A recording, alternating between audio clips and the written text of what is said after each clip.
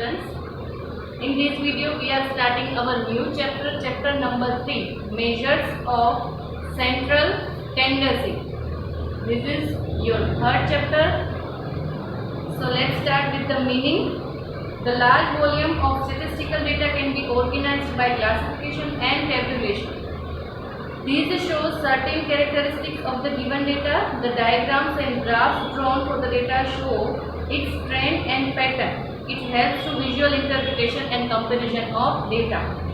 We need more concise and numerical representation of the data for further statistical analysis. Let us understand with the illustration. For example, suppose a person is planning his monthly budget.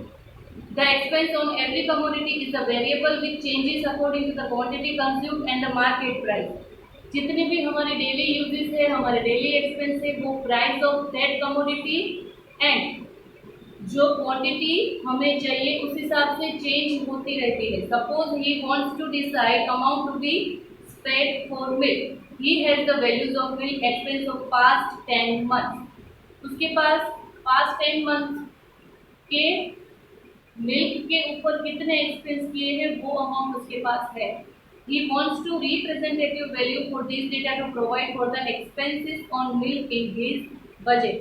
A representative value of more than one set of data can be used for their comparison and further for taking future decision. We will illustrate this by the following situation. Suppose a company, ये जो milk वाला example था, एक person है जिसको अपना monthly budget बनाना है. तो वो मंथली बजट में जितने भी वो एक्सपेंस कर रहा है, सपोज अलग अलग तरह के एक्सपेंस होते हैं, कई तरह के एक्सपेंस उसको करने पड़ते हैं फूड के ऊपर, फिर मिल्क और एक्सेट्रा जितने भी हो जाए, राइट. तो उसको चाहिए कि मिल्क में एवरी उसको 10 मंथ के मिल्क के ऊपर कितना एक्सपेंस किया वो उसके पास है. तो एवरेज जो है वो मिल्क के ऊपर कितना कंज्यूम कर रहा है मिल्क और उसके ऊपर कितना एक्सपेंस कर रहा है वो उसको पता चलेगा by central tendency. Another example अगर हम देखें, suppose the company wants to compare the sales of 2 products produced by it. The sales vary from day to day. The company has data about sales of last 15 days. Day to day वो अपना sales जो है उसको verify कर रहा है और उसके पास 50 डेज की इंफॉर्मेशन है of sale. The pattern displayed by the sale of 2 products can be compared from the frequency distribution obtained from these data. But the company needs some exact measure to describe the data of sales of their 2 products for further conclusion and comparison. Right? Accurate answer फिर भी उसको नहीं मिल रहा. In most of the graphs drawn various frequency distribution, one can observe a common pattern that values of variable concentrate around the certain central values. Graph के ऊपर सिर्फ values कितनी observe करनी होती है, कॉमन पैटर्न के सारे ग्राफ होते हैं. This characteristic of data is called central tendency. जो ग्राफ बनाते हैं उसके अराउंड जितने भी क्रिटिकल सर्टेन सेंट्रल वैल्यूज होती है उसको बोलते हैं central tendency. And the central value around which the value of the variable are concentrated is called measures of central tendency or average value. The average value thus can be taken as representative for the whole set of data. It is used for further analysis, interpretation and comparison. Suppose वो हमने जो milk वाला example लिया था, 10 month की information उसके पास है. Suppose कि वो फर्स्ट मंथ में मिल्क के ऊपर जो है कंज्यूम कर रहा है अमाउंट ₹1000. फिर दूसरे मंथ में उसको 1200 का मिल्क चाहिए, तीसरे मंथ में उसको 1500 का मिल्क चाहिए, फिर वो कहीं बाहर जा रहा है तो उसको 800 का मिल्क पीना होगा.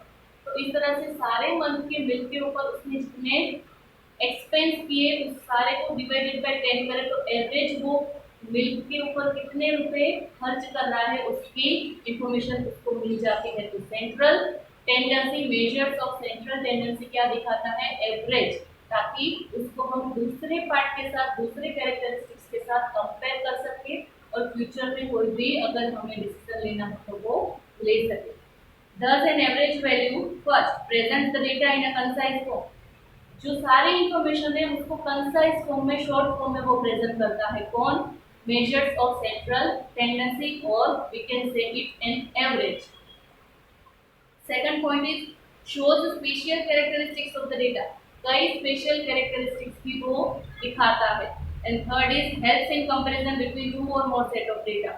Comparison करने में भी easy पड़ता है between two or more than set of data. Different measures of central tendency can be obtained for the collected data. The show is average depend upon the type of data, the purpose of average value and its further application. अलग अलग तरह की measures होती हैं, वो information find करने की data, उसकी साइज, उसके टाइप और पर्पस के ऊपर डिपेंड करता है. Now characteristics of good measures of central tendency. उसके कैरेक्टरिस्टिक्स क्या है? First is it should be well defined and rigid, यानी कि परफेक्टली डिफाइंड होना चाहिए. क्या?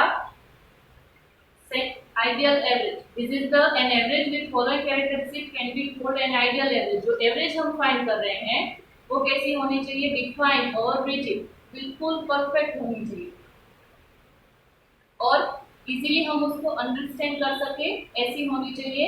उसको हम वेल डिफाइन कर सके ऐसी होनी चाहिए. Second is it should be easy and easy to understand and calculate. वो समझने में और कैलकुलेट करने में भी कैसी होनी चाहिए? इजी. क्या? An ideal average. फिर third one is it should be based on all the observation of the data. सारे ऑब्जर्वेशन है, सारे को कंक्लूड करके, इंक्लूड करके, यूज करके, फिर सारे डेटा को यूज करके फिर उसके ऊपर से जो है हमें एवरेज फाइंड करनी चाहिए. Fourth is it should be suitable for further algebraic operations, यानी कि जो उसके बाद उसके ऊपर जो प्रोसेस होनी चाहिए उसके साथ वो सूटेबल होना चाहिए. वो हम नेक्स्ट जब वो टॉपिक आएगा उसके बारे में मैं डिटेल में आपको समझाऊंगी. Fifth one is it should be a stable measure.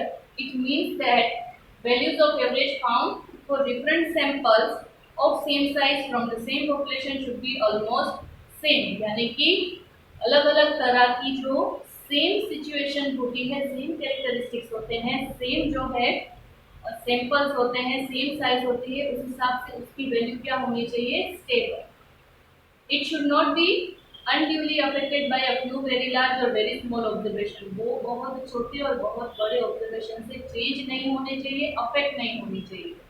We will discuss the following measure of central tendency which are widely used in data analysis. अब central tendency में कौन कौन से मेजर आते हैं? There are mainly three measures: mean, median and mode.